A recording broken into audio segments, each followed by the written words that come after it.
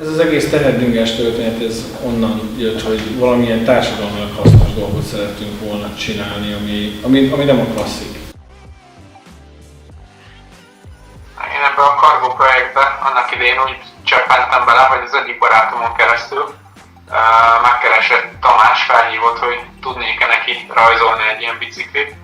Hát ennek már nem is tudom, 2,5 éve, és azóta már most a negyedik koncepcióváltozatunk készül el, ami egyre javul, illetve minden egyes iterációval egy jobb terméket sikerül létrehoznunk. Én 2019 nyarán, hát nagyjából úgy az építési fázis hajnalán csatlakoztam bele ebbe a projektbe. És igazából én még autószerelőként is azt mondom, hogy rövid és középtávon a teherszállítás inkább teherkerékpárral fog megvalósulni a jövőben. Tamás annó, akkor még a Recikli műhely projekttel ugye összehozott egy teherbiciklit, ez egy háromkerekű teherkerékpár volt, viszont kicsit lomhább volt, nem váltotta be a hozzáfűzött reményeket, de ettől függetlenül elvetett egy olyan magot, ami kicsirázott gyakorlatilag bennünk, hogy csinálni kellene egy rendeset, ami rendesen működik. És Tamással is kezdte ezt a projektet, és tavaly 2019 tavaszán én is becsatlakoztam, mint munkatárs a Mastiff Cargo építésébe. Ekkor a Cargo már a vége felé járt, igazából az összeszerelésig volt hátra 1-2 hét, úgyhogy azóta is, mint felhasználó tudnék leginkább róla beszélni, ugyanis futárkodok, és korábban is futárkodtam.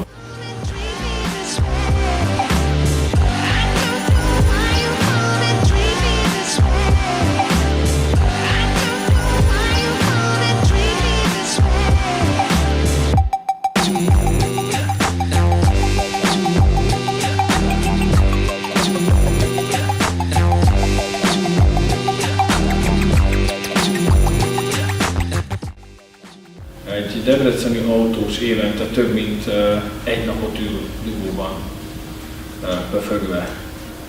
Tehát azt gondolom, hogy ha a mi Teherbringa projektünk hozzájárul ahhoz, hogy egyre többen tudjanak egy olyan lehetőségről, egy olyan megoldásról, ami a fémdobozokban eltöltött, a befögő fémdobozokban eltöltött perceket rövidítheti, akkor azt gondolom, hogy ez társadalmilag hasznos. Környezeti szempontból, egészségügyi szempontból, ugye a kerékpár előnyeit hosszasan lehetne sorolni, és azt gondolom, hogy Debrecen és most már magyar vidéki városok is elértek oda, hogy valamilyen alternatív megoldás kell. Viszont ugye az urbánus életmód, a városi életmód hozta magával, hogy a dugók, az A-ból B-be való könnyebb, gyorsabb eljutás városi környezetben gyakorlatilag újra meghozta a létjogosultságát a teherbringáknak, tehát abszolút az egyik legélhetőbb közlekedési forma a rövidtávú tehermozgatásra. Hollandiában megtapasztaltam azt, hogy mennyire elválaszthatatlan a teherbringa a mindennapi élettől, a családok mindennapi életétől, illetve ott cégeknek a mindennapi munkavégzésének a része a teherkerékpár. Mivel rájöttek, ott egy kicsit előrébb haladott ez a dolog, rájöttek, hogy mennyit tudnak spórolni is, illetve mennyivel gyorsabb egy cargo biciklivel való közlekedés. Gondolok itt most a családi életben akár egy boltba eljutási, kisebb csomagok elszállításai, gyerekeket iskolába elszállítani, vagy kisállatszállításra, esetleg nem olyan hosszú, rövid deptávú túrázásra, tehát nagyon kényelmesen föl lehet pakolni, egy nyomtávos, gyorsan lehet vele haladni, dinamikusan, a parkolási problémák sem okozhatnak gondot gyakorlatilag, mert nem kell parkolóhelyet keresni neki, illetve gyorsan lehet vele mozogni a városban, ki lehet kerülni velük ugye a csúcsidőt, a dugókat, az a reggeli és a délutáni csúcsot, illetve kis vállalkozásoknak is nagyon ideális lehet, mivel nem kell autófenntartással foglalkozni, és hogyha akár most mondok néhány példát, tehát egy festő vagy egy burkoló ilyen kerékpárba fektet be, egy kisebb városban kényelmesen el tud jutni A-ból B-be, úgyhogy nem kell egy autót megtankolni, illetve minden, ami az autóval kapcsolatos.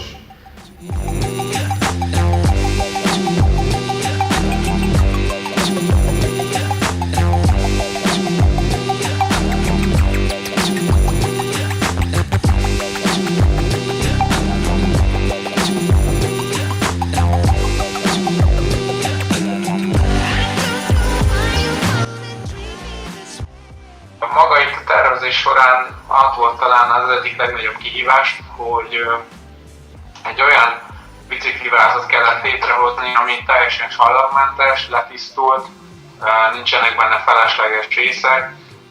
Maga itt a tömegcsökkentésről is, mivel egy acél bicikli vázról beszélünk, nem alumíniumról, ezért ez volt talán egyik legnagyobb kihívás, hogy egy ilyen vázunk legyen. Maga az új technológia bevezetése, ez úgynevezett csőlézervágás, amivel sikerül a gyártásunkat egyre hatékonyabbá, pontosabbá és gyorsabbá tenni. Későbbiekre meg hátra egy ilyen hegesztőkészüléknek az elkészítése, ami a sorozatgyártáshoz szükséges összeállító egységet fogja képezni. November-decemberben a február. Igen. Szóval ez egy két év, 5 hónapos történet. Most jutottunk el a sorozatgyártáshoz. Azt gondolom, hogy ez egy fordulópont a projekt kapcsán is, mint társadalmi, de leginkább üzleti szempontból. De azért igazából azt mindannyian tudjuk, hogy az embernek a napi ereje is véges.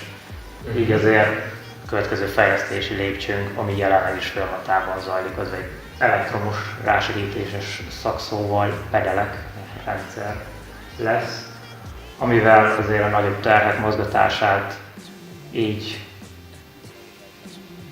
hegyvidékes területeken sokkal hatékonyabban lehet végezni. Már mondtam, jelenleg is futárkodok, és sokszor meg szokták tőlem kérdezni, hogy az ételkiszállítás ennyire nehéz, hogy teherbiciklit igényel. És szoktam mondani nekik, hogy nem, egyáltalán nem. Én azért hordom az ételt karbóval, hogy átéljem a karbó élményt, hogy meglegyen a karbó élmény, mert ennyiben különbözik és jó a biciklitől.